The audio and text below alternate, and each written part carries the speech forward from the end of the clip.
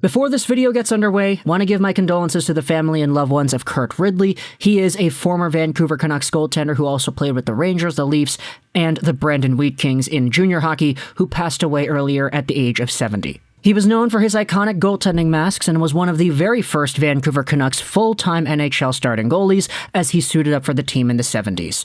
The Canucks family lost a good one today.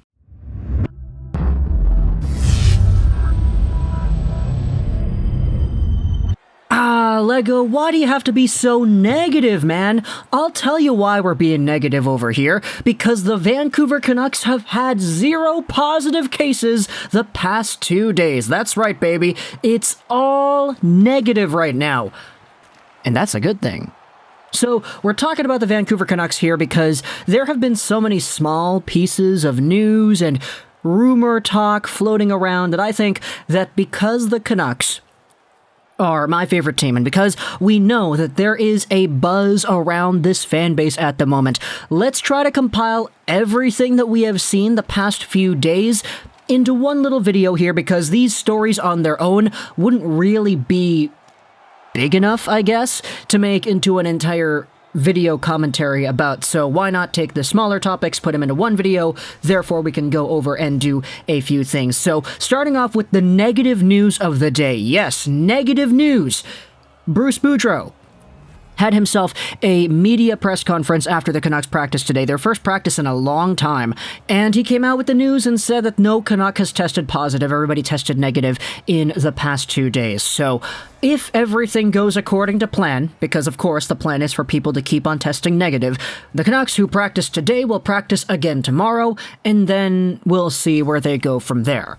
Bruce Boudreau actually said that today's practice was a pretty sloppy one, and he made it pretty known amongst the players that he thought the practice itself was sloppy, but he also said that it wasn't really a surprise to him to see the quality of the practice, considering the fact that the team hasn't practiced for a while. Even when they were winning all those games on the road, they didn't have any practice time, so finally getting in those intricacies on the ice, actually getting a practice go down, Bruce Boudreau was like, yeah, we had a sloppy practice, but tomorrow is when things really go to the wall.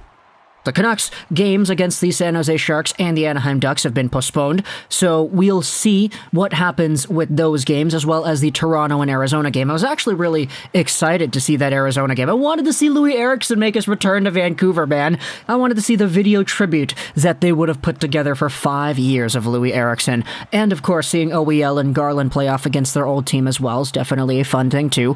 But when it comes to the Canucks schedule, the next game that is supposed to be played is December 27th against the Seattle Kraken. Here in Vancouver, I'm actually going to be in the States, spending the holidays with my family who happens to live in Seattle, so that's going to be a pretty fun little rivalry there. But aside from the Vancouver Canucks and Bruce Boudreau's comments, the practice today had itself some pretty good names. For one, Luke Schenn actually came out here and practice. He said it was kind of sluggish. Obviously, when you're playing for the first time in over a week, it's not ideal, but still. Luke Schenn was positive earlier. He said he had himself regular, mild, cold flu wintertime season symptoms, so he's all good now. He's playing, and he is back on this D-core, a Vancouver Canucks D-core that desperately does need some bodies. I don't know if you saw it, but that D-core that we had earlier of Hughes, Ekman Larson, and then all AHL guys, so Juleson, Sautner,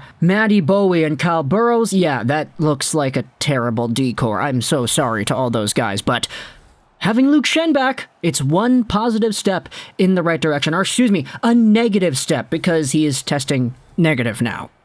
But aside from that, we had ourselves the footage of the practice. It was all on the Canucks social media, so that was nice to see. Nice to see everybody going out there in the green, red, and blue sweaters, celebrating the holidays. You could see Besser, he was very happy. You could see Pettersson and Garland all in the red. You had yourselves Thatcher Demko wearing a Kirk McLean-inspired mask, so that's going to be pretty cool. See if the retro jerseys come back in any capacity where Demko will actually be able to use that mask in a regular game.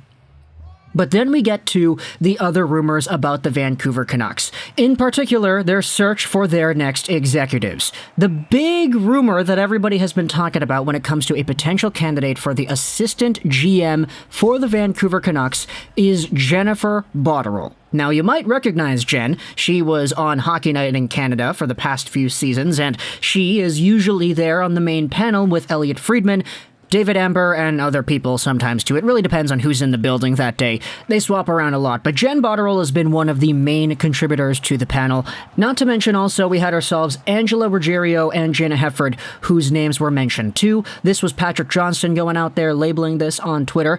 Gary Mason of the Globe and Mail retweeted this, and he said, "I'd put my money on Botterill being the prime candidate." This was also discussed on TV, where Elliotte Friedman said, "Hey, you know, the Vancouver Canucks, their assistant GM search has gone on, and among the names that have been mentioned, our very own Botterill is there too."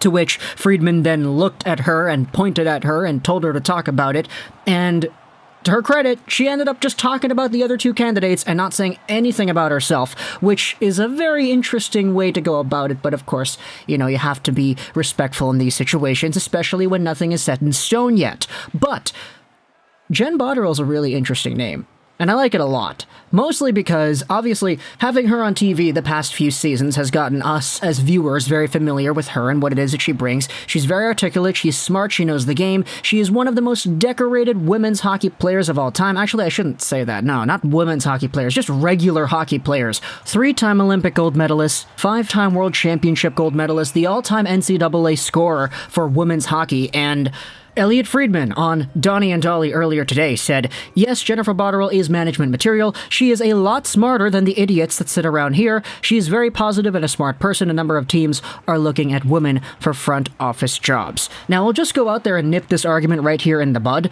The number one quality for hiring people should be their qualifications, right? Whether they're smart enough, capable enough, articulate enough, and everything to do that. Nobody wants to hire somebody just because they're a man or just because they're a woman. But in this situation, there's no reason to go out there and deny just the credibility that Botterill has in being a potential assistant GM candidate.